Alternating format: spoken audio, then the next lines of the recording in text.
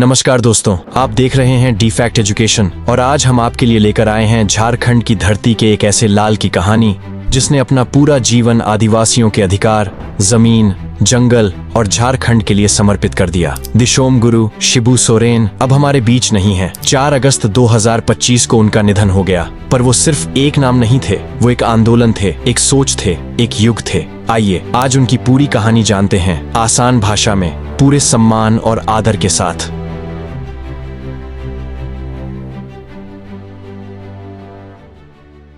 शिबू सोरेन का जन्म 11 जनवरी 1944 को झारखंड के रामगढ़ जिले के नेमरा गांव में हुआ था। उनका बचपन बहुत साधारण था, लेकिन बहुत संघर्षों से भरा हुआ। जब वो छोटे थे तब उनके पिता की हत्या कर दी गई, वो भी इसलिए क्योंकि उनके पिता ने जमींदारों और साहूकारों के खिलाफ आवाज उठाई थी। इस घटना ने शिबू सोरेन के दिल को झकझोर दिया। यहीं से उनके अंदर एक आग जली, गरीबों, आदिवासियों और मजलूमों के लिए कुछ करने की आग। सन 1969 से सन 1970 के दौर में उन्होंने जमीन हड़पने, शराब और साहूकारों के खिलाफ आंदोलन शुरू किया। वो गांव-गांव जाते, लोगों को जागरूक करते और धीरे धीरे आदिवासियों के बीच एक नेता बनकर उभरने लगे। लोग उन्हें सम्मान से गुरुजी कहने लगे। उन्होंने कहा, हमें अपने जंगल, जमीन और पहचान को बचाना होगा। यही सोच उन्हें एक बड़ा आंदोलनकारी बना गई।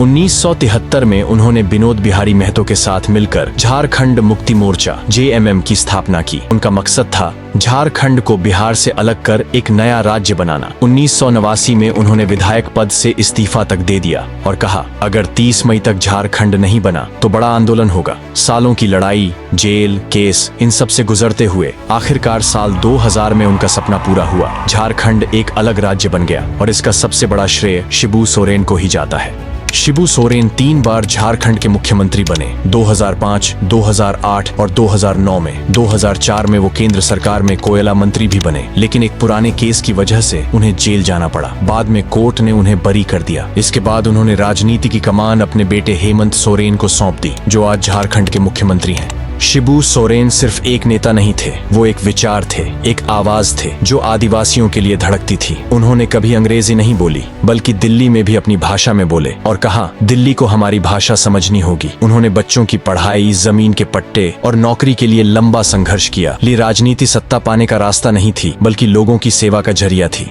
एक समय ऐसा भी आया जब सरकार उन्हें खतरनाक मान बैठी थी। 1970 के दशक में आदिवासी आंदोलन तेज हो गया था और सरकार ने उन्हें मारने तक की तैयारी कर ली थी, लेकिन एक IAS अधिकारी KB सक्सेना ने उन्हें बचा लिया। उन्होंने जंगल में जाकर शिबू सोरेन से मुलाकात की और कहा, आपका मकसद सही है, लेकिन हिंसा से नहीं, कानून के रास्ते से चलिए। इसके बाद शिबू सोरेन ने सरेंडर किया और मुख्य धारा की राजनीति में लौटे। अगर वो अफसर ना होते तो शायद शिबू सोरेन एनकाउंटर में मारे जाते। 4 अगस्त 2025 को दिल्ली के सर गंगाराम अस्पताल में उन्होंने आखिरी सांस ली। वे 81 साल के थे और लंबे समय से बीमार चल रहे थे। उनके पार्थिव शरीर को रांची लाया गया, जहां हजारों लोग सड़कों पर उतर आए। गुरुजी अमर रहें के नारे गूंजने लगे। उनका अंतिम संस्कार उनके गांव नेमरा में पारंपरिक आदिवासी विधि से हुआ। मुख्यमंत्री हेमंत सोरेन ने पिता को मुखाग्नि दी। गुरुजी चले गए, लेकिन उनकी बातें, उनके सपने और उनका संघर्ष आज भी जिंदा है। उन्होंने जो आंदोलन शुरू किया वो आज भी लाखों युवाओं को प्रेरणा दे रहा है। झारखंड राज्य का सबसे बड़ा नाम अगर किसी का है तो वो है दिशोम गुरु शिबू सोरेन। हम उन्हें श्रद्धांजलि देते हैं और वादा करते हैं कि उनके सपनों के झारखंड को जिंदा रखेंगे। डी फैक्ट एजुकेशन की ओर से शिबू सोरेन को शत शत नमन। अगर आप भी उन्हें श्रद्धांजलि देना चाहते हैं तो इस वीडियो को लाइक करें, शेयर करें और कमेंट में लिखें, गुरुजी अमर रहें। मिलते हैं अगले वीडियो में, तब तक के लिए जय झारखंड।